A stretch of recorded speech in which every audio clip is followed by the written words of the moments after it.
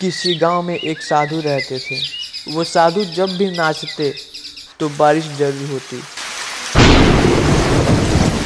तो गांव के लोगों को जब भी बारिश की ज़रूरत होती थी तो वे लोग साधु के पास जाते और उनसे अनुरोध करते कि वे नाचे, और जब भी वो नाचते तो बारिश जरूर होती।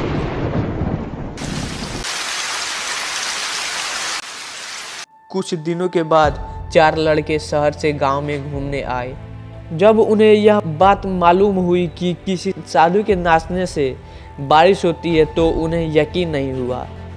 शहरी पढ़ाई लिखाई के घमंड में उन्होंने गांव वालों को चुनौती दे दी कि हम भी नाचेंगे, और अगर हमारे नाचने से बारिश नहीं हुई तो उस साधु के नाचने से भी नहीं होगी।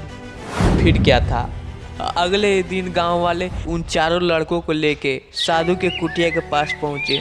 साधु को सारी बात बताई गई। फिर लड़कों ने नाचना शुरू किया। आधे घंटे बीते, पहला लड़का थक कर बैठ गया, पर बादल नहीं दिखे। कुछ देर बाद दूसरे ने भी यही किया, और 1 घंटा बीतते बीतते बाकी दोनों लड़के भी थक कर बैठ गए, पर बारिश नहीं हुई। अब साधु की बारी थी।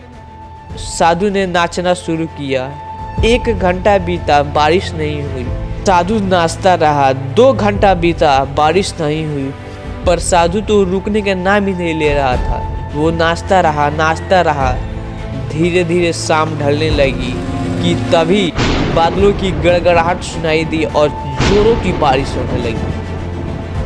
लड़के दंग रह गए और तुरंत साधु से क्षमा मांगी और पूछा, बाबा भला ऐसा क्यों हुआ कि हमारे नाचने से बारिश नहीं हुई और आपके नाचने से हो गई? साधु ने उत्तर दिया, जब मैं नाचता हूँ तो 2 बातों का ध्यान रखता हूँ। पहली बात ये सोचता हूँ कि अगर मैं नाचता हूँ तो बारिश को होना ही पड़ेगा, और दूसरी बात ये कि तब तक मैं नाचूंगा जब तक कि बारिश ना हो जाए। दोस्तों, सफलता पाने वालों में यही गुण विद्यमान होता है। वो जिस भी चीज़ को करते हैं उसमें सफल होने का पूरा यकीन रखते हैं, और वे तब तक उस चीज़ को करते हैं जब तक कि उसमें सफल ना हो जाए। इसलिए यदि हमें सफलता हासिल करनी है तो उस साधु की तरह अपने विजन को क्लियर रखना पड़ेगा।